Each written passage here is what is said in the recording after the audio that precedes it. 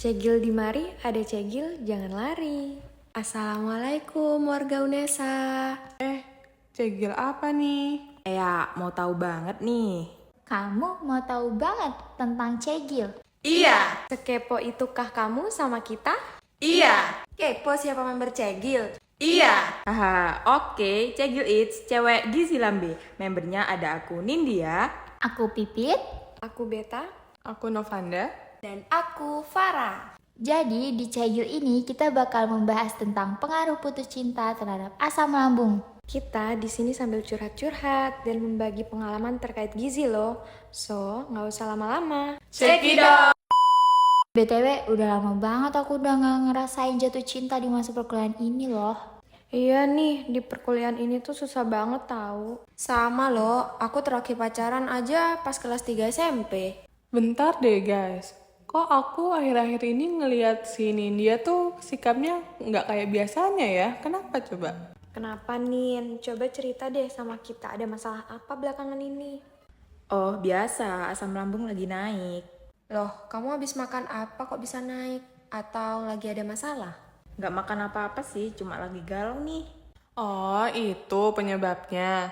Jangan-jangan kamu stres ya? Nanti kalau kamu stres nggak sembuh-sembuh loh. Kasihan tubuh kamu. Galau kenapa sih? Cerita dong, siapa tahu kita bisa bantu. Jadi pas waktu UTS kemarin tuh aku lagi putus cinta atau broken heart lah istilahnya.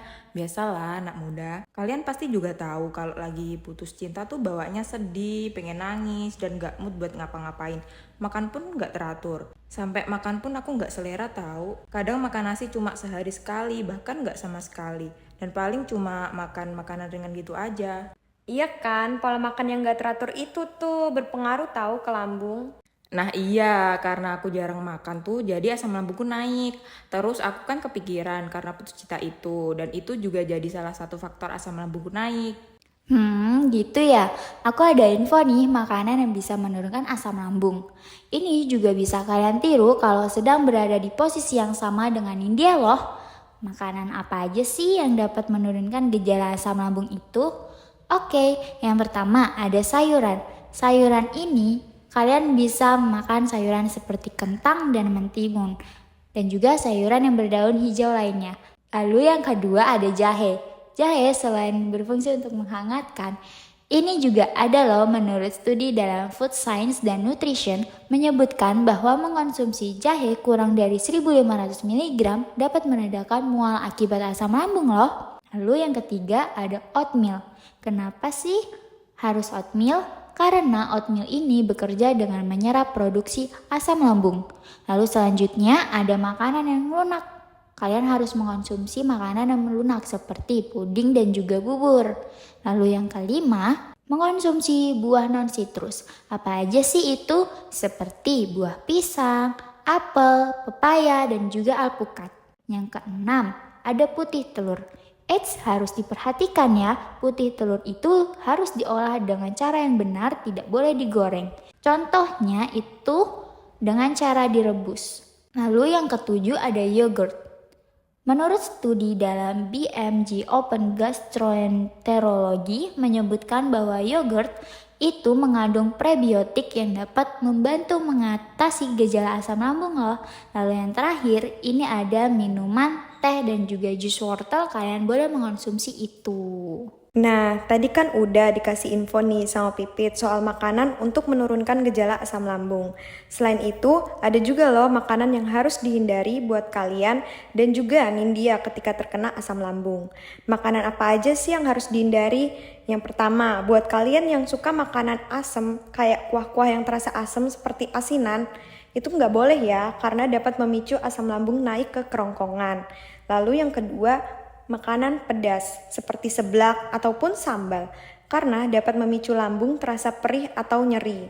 Lalu yang ketiga, makanan berlemak kayak keju, coklat, dan juga rendang karena makanan tersebut dapat melemahkan otot katup kerongkongan bagian bawah yang membuat katup kerongkongan mudah terbuka dan asam lambung naik ke kerongkongan. Gejalanya itu seperti rasa terbakar pada lambung. Yang keempat, minuman kafein. Seperti apa minuman kafein itu? Seperti kopi. Karena kandungan kafein pada kopi itu bisa merelaksasikan otot perut sehingga asam lambung mudah masuk ke dalam saluran kerongkongan.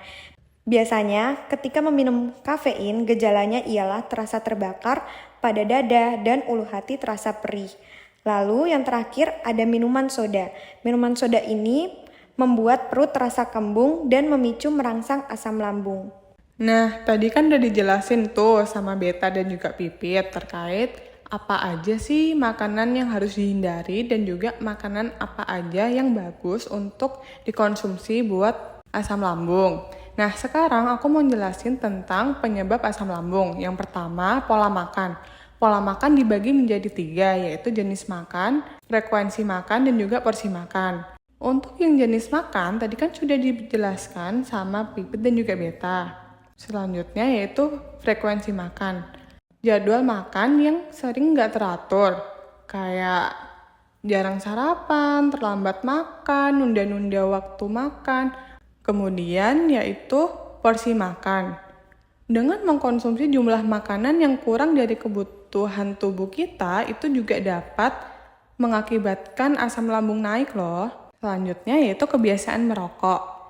Kebiasaan merokok dapat membuat lebih banyak asam pada lambung dan berpeluang naik ke kerongkongan yang menyebabkan terkena asam lambung. Dan yang terakhir, stres atau terlalu banyak pikiran. Terus supaya aku nggak kena asam lambung lagi gimana caranya?